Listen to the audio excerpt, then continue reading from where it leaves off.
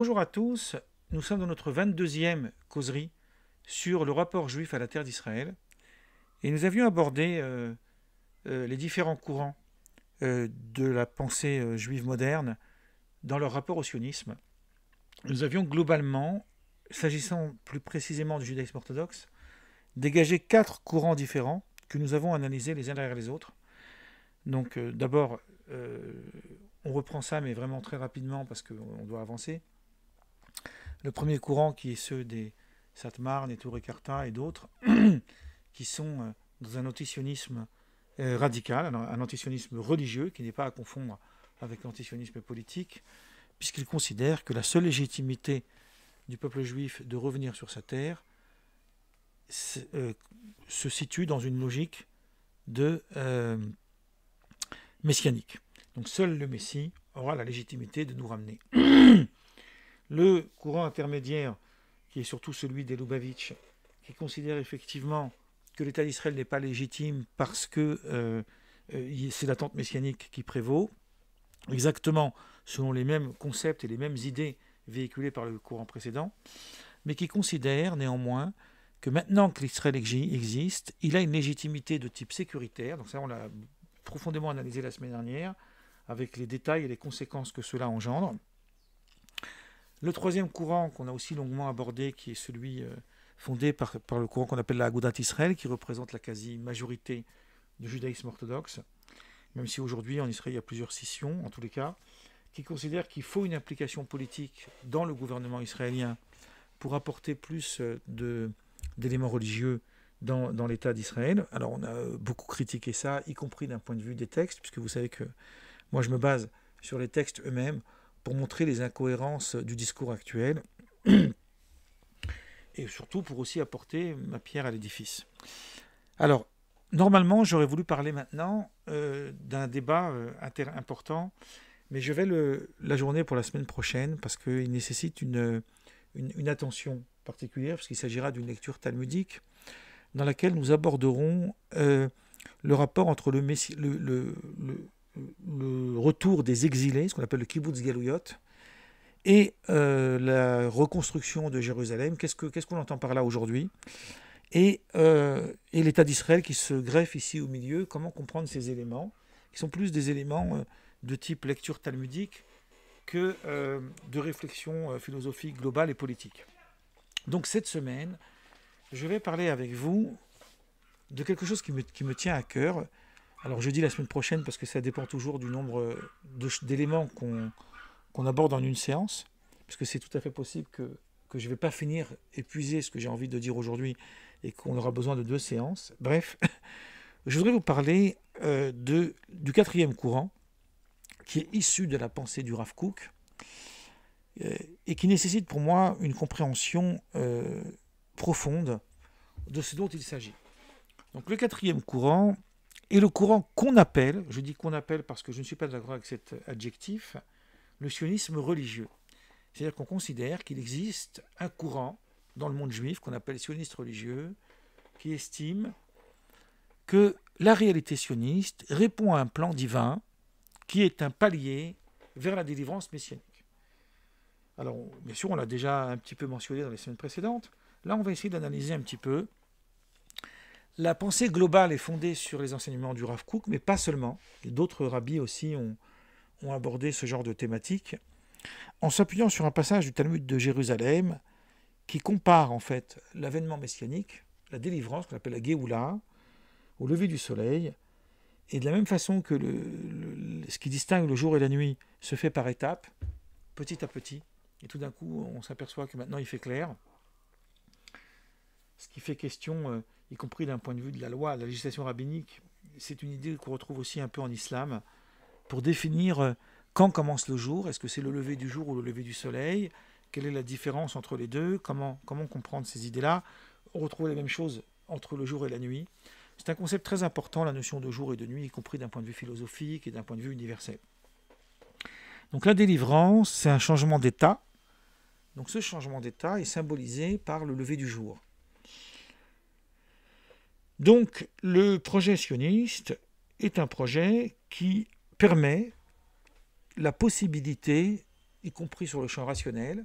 Alors je ne dis pas mon point de vue, hein, j'explique ce que je comprends de ce qu'ils disent, de l'avènement messianique final.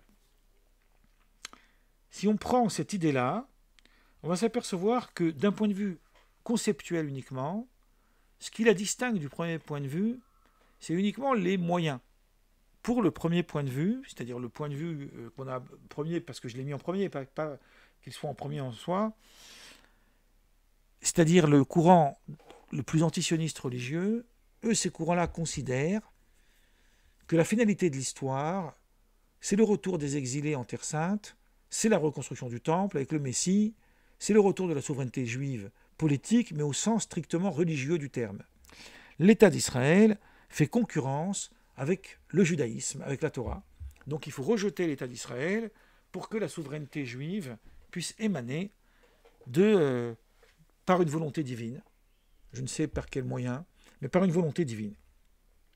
Cette finalité de l'histoire, elle est conforme à tous les points de vue religieux, ici, que j'ai abordé précédemment. La seule nuance qu'il y a, c'est comment considérer l'état actuel des choses, mais pas sur la finalité. Donc sur l'état actuel des choses, les Satmar d'abord, les Lubavitch, et même, d'une certaine façon, le troisième courant que j'ai abordé, la Agudat Israël, etc., ne vont pas considérer dans l'immédiat un lien entre le retour de 48 avec l'événement messianique, même s'il y a à nuancer par rapport au troisième courant, je vais laisser ça serait trop complexe. Mais ils vont considérer effectivement que maintenant qu'Israël est revenu sur sa terre, il est mieux disposé à ce qu'un Messie puisse arriver. Alors que pour le Rav Kook, il y a une évolution conceptuelle de strate par strate qui nous amène vers la délivrance. Alors avant d'aller plus en avant sur la conception du Rav Kook, qui est très complexe et qui est abordée dans beaucoup d'écrits, moi je vais résumer vraiment en quelques mots, quelques idées que j'ai comprises, parce que la pensée du Rav Kook est une pensée très profonde, qui nécessite beaucoup d'attention pour bien la comprendre. Elle est comparable, pour donner une idée, aux textes les plus philosophiques, les plus ardus qu'on peut trouver dans la littérature. Je vais donner ici mon sentiment personnel. Ce sentiment personnel, à propos du Rav Kook, ça nécessiterait plusieurs séances à part, et peut-être qu'après, j'avais prévu de parler un peu avec vous des sages un petit peu d'Israël qui ont marqué ma vie, et peut-être que plusieurs séances seront nécessaires pour parler de lui.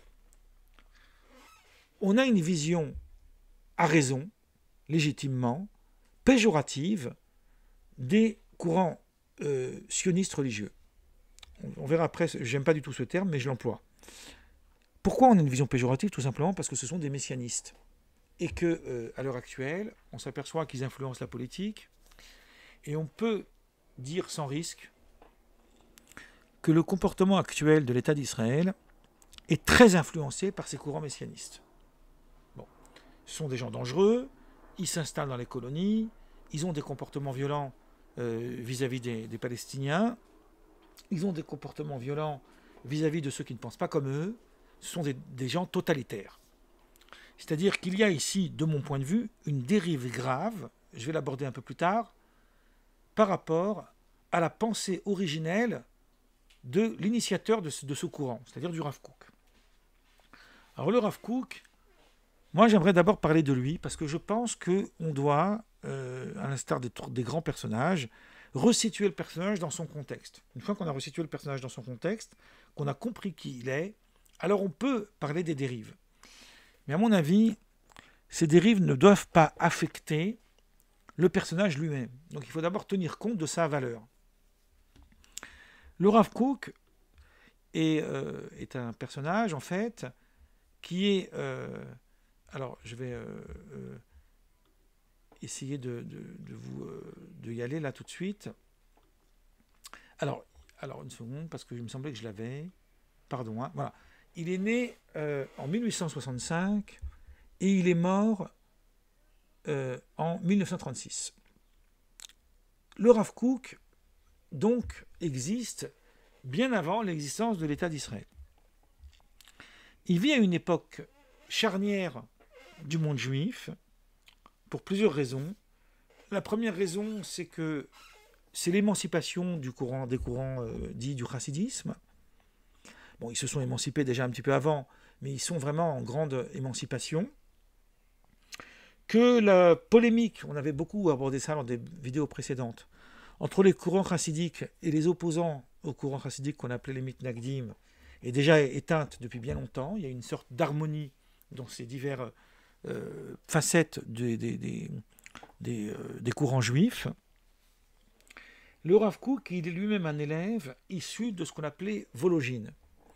Donc, Vologine, vous avez peut-être déjà entendu parler, Chaim de Vologine, il y a l'âme de la vie qui a été traduit en français. Le Rav Kook est un élève direct de ces écoles-là. Donc il fait partie de la fine fleur de l'univers talmudique et rabbinique de l'époque du 19e et du 20e siècle, et du début du 20e. Ces livres d'enseignement regroupent en fait presque la totalité de l'univers rabbinique.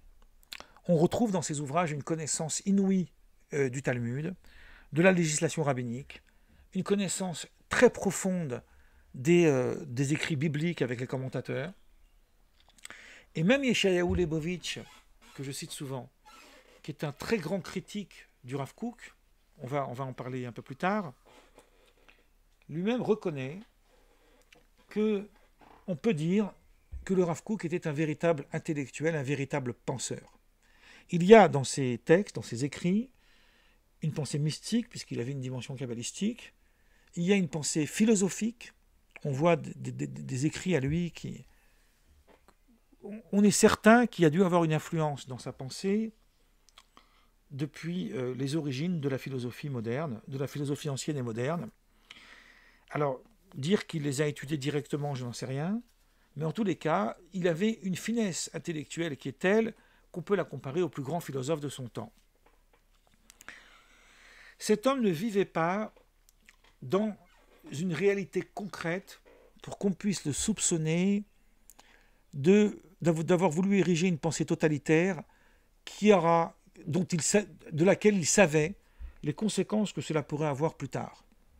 Alors, évidemment, c'est un défaut, mais ce défaut-là, on peut l'attribuer à tous les grands philosophes. On voit par exemple que Marx, avec le communisme, ça a donné le bolchevisme. Est-ce qu'on pourrait dire que c'est ce qu'il a voulu? Voilà, vous voyez, c'est complexe.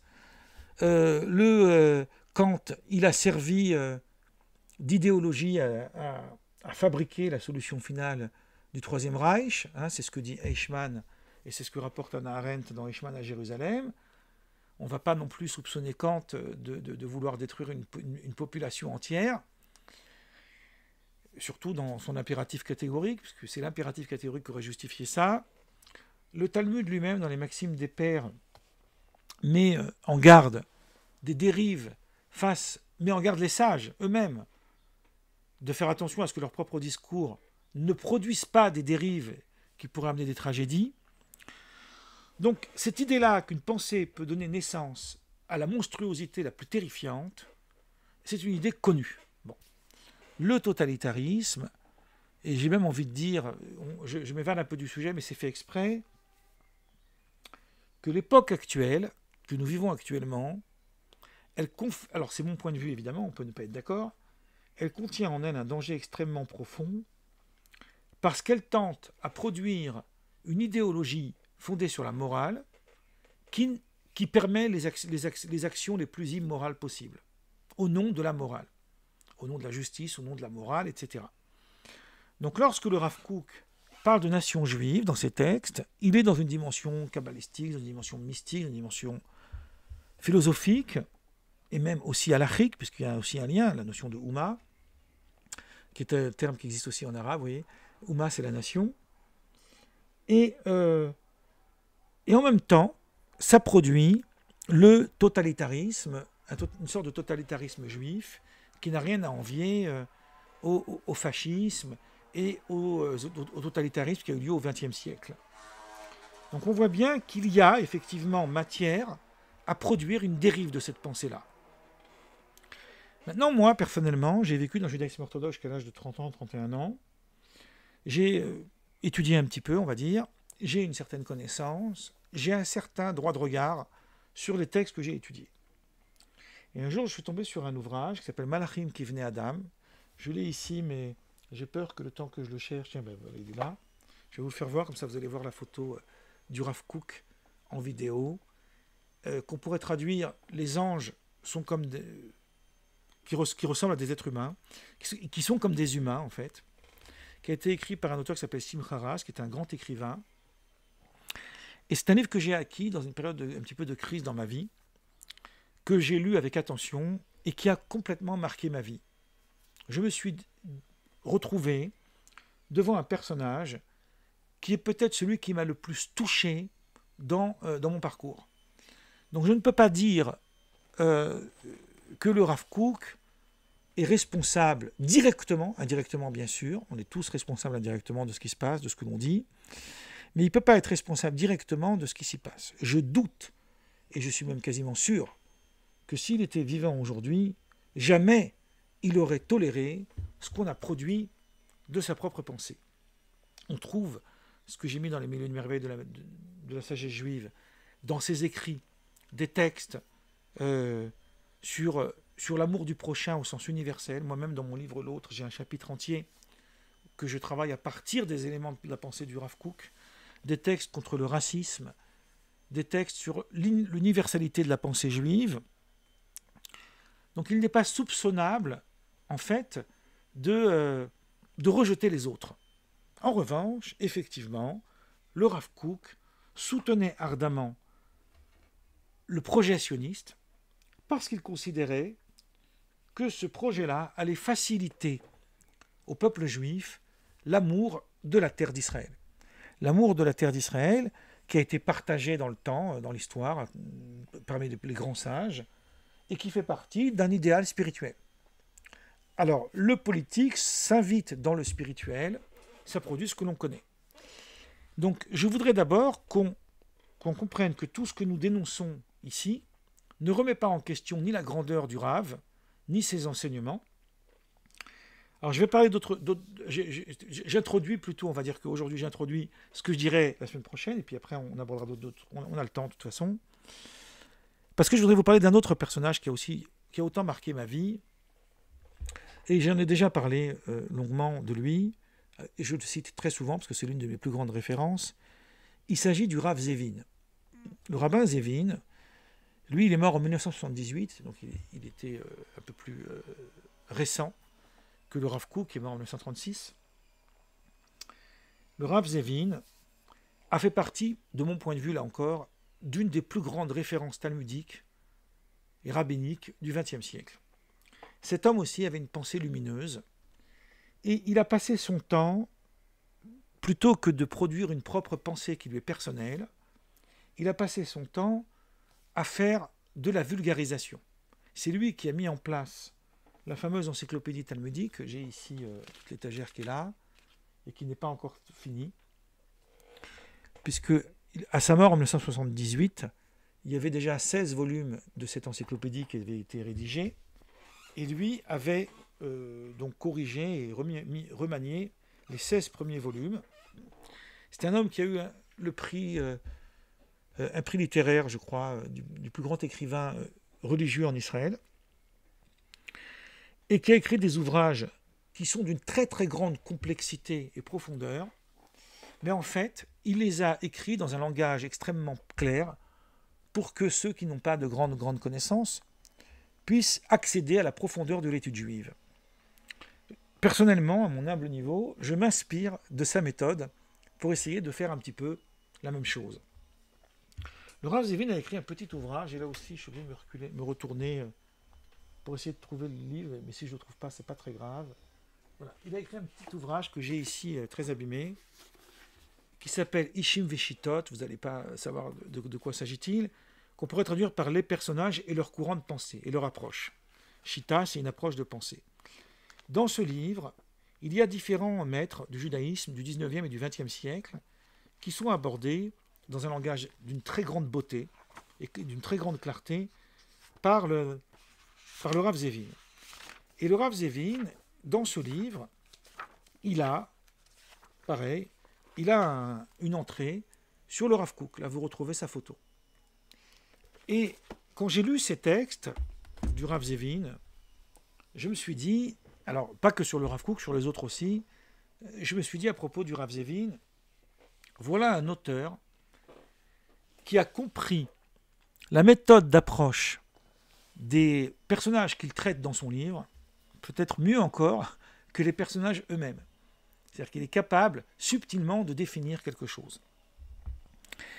Et le Rav Zevin, qui était lui-même un chassid, puisqu'il était issu du courant Chabad, proche du rabbin, d'ailleurs du rabbi de Lubavitch, dans les ouvrages de correspondance avec le rabbi de Lubavitch, on s'en rend compte que c'est le personnage avec qui le rabbi de Lubavitch a le plus correspondu. Donc c'est assez intéressant.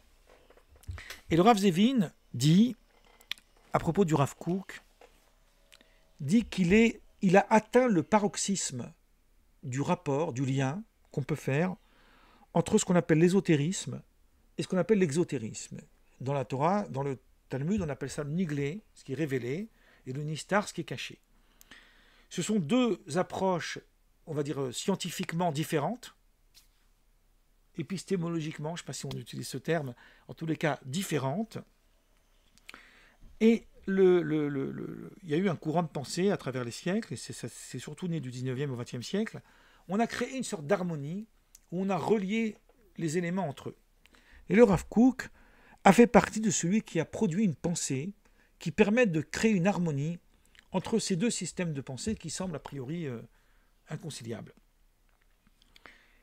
Ce que je veux dire ici, et c'est comme ça qu'on va introduire sa pensée, c'est que le Rav Kook était peut-être dans une pensée qui n'a pas été comprise parce que ceux qui l'ont étudié n'avaient pas la maturité nécessaire pour comprendre réellement ce qu'il voulait dire.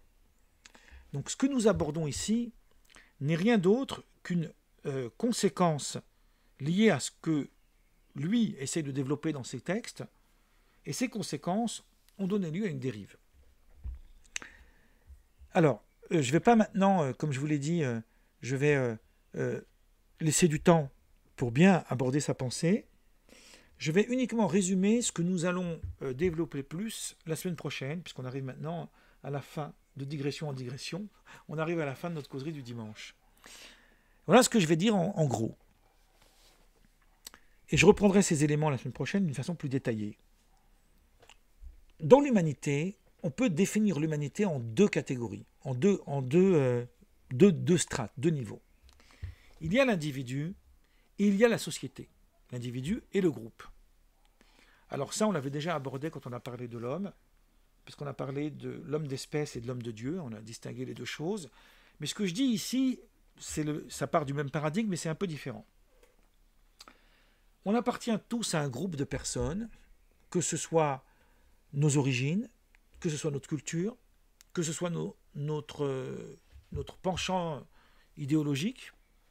Ce qui fait que, par exemple, alors il y a des gens qui font cavalier seul, c'est un peu mon cas, mais ce qui fait que, par exemple, on peut appartenir à un groupe parce qu'on se sent bien dans ce groupe-là, et donc on va être un membre d'un groupe, d'une société, d'une association, qui défend des idées et des valeurs. Alors c'est vrai en politique, hein, la gauche, la droite, les différents courants politiques, etc.